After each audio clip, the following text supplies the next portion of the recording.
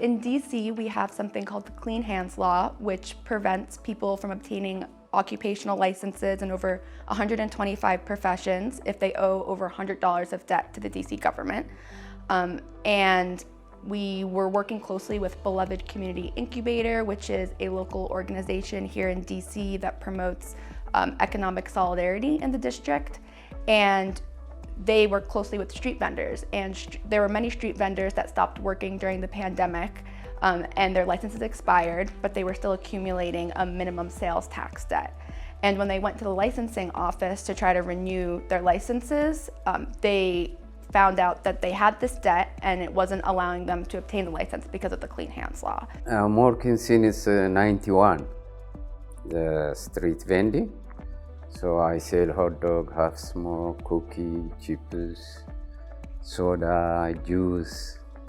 So I am living. I have also I raise three my niece because the father is passed away and the mother passed away. So I brought here from Ethiopia and almost 6 years with me. And now they have own place. So still I am struggle. So soon I come back to work, I hope. Kasai continued to be charged sales tax into the pandemic when he couldn't work because it was not safe to work. So he continued to be assessed the minimum quarterly sales tax until his license term fully expired. And it's $375 every 3 months. Yes. So this makes no sense, and Kasai ended up with that big bill, and that big bill needed to be paid before Kasai could access his Clean Hands certificate. So this is one way that the Clean Hands certificate really acts as a barrier, preventing vendors from even being able to apply for a license. If you owe more than $100 to the DC government for any reason,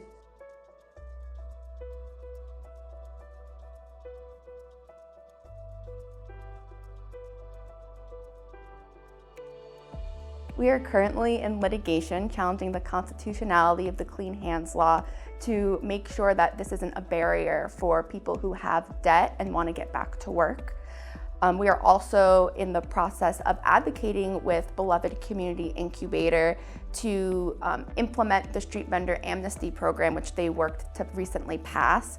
This program would allow specifically street vendors to obtain their licenses while still having their debt and work to be able to pay off that debt. We don't want a law like the Clean Hands Law to be a barrier for employment, and it creates this poverty trap that doesn't allow people to work or pay off their debt.